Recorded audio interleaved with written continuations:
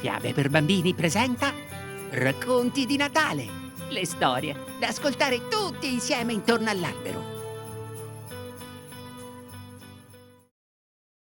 Una leggenda di Natale. Era la vigilia di Natale. La notte era molto buia e la neve cadeva velocemente, mentre Herman, il carbonaio, si stringeva il mantello intorno a sé e il vento fischiava ferocemente tra gli alberi della foresta nera. Era stato incaricato di portare un carico a un castello vicino e ora si stava affrettando a tornare alla sua piccola capanna.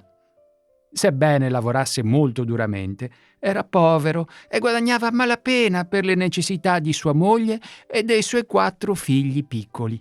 Stava pensando a loro quando sentì un debole lamento.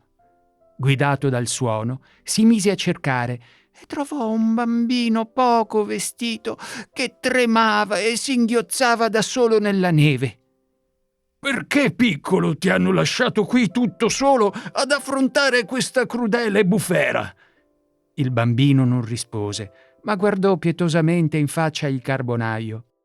«Beh, non posso lasciarti qui. Saresti morto prima di domattina!» Così dicendo, Herman lo sollevò tra le braccia avvolgendolo nel suo mantello e riscaldando le sue piccole mani fredde nel suo petto.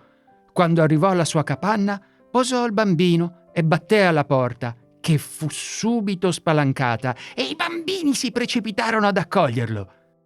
«Ecco, moglie, un ospite per la nostra cena della vigilia», disse conducendo il piccolo che si teneva timidamente al dito con la sua manina. «E ben venga», disse la moglie. «Ora lasciatelo venire a scaldarsi accanto al fuoco».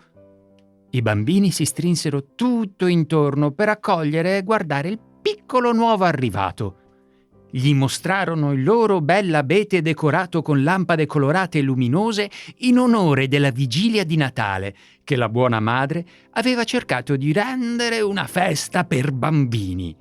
Poi si sedettero a tavola e ogni bambino contribuì con la sua porzione per l'ospite, guardando con ammirazione i suoi occhi azzurri e limpidi e i suoi capelli d'oro che brillavano in modo tale da diffondere una luce più intensa nella piccola stanza. Mentre lo guardavano, cresceva una sorta di aureola intorno alla sua testa e i suoi occhi brillavano di una luce celestiale. Presto apparvero 2 ali bianchi alle sue spalle ed egli sembrò diventare sempre più grande e poi la bellissima visione svanì, stendendo le mani come in segno di benedizione su di loro. Herman e sua moglie caddero in ginocchio, esclamando con voce stupita: «Il Santo Cristo bambino!» E poi abbracciarono i loro bambini meravigliati nella gioia e nella gratitudine di aver ospitato l'ospite celeste. Il mattino seguente, mentre Herman passava vicino al luogo in cui aveva trovato il bel bambino, vide un grappolo di deliziosi fiori bianchi con foglie verdi scuro che sembravano essere sbocciati dalla neve stessa.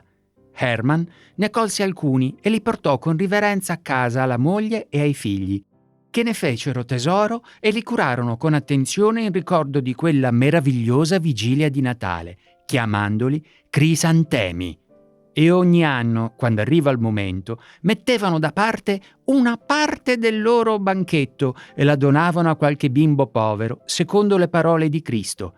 In quanto avete fatto a uno solo di questi fratelli più piccoli, l'avete fatto a me.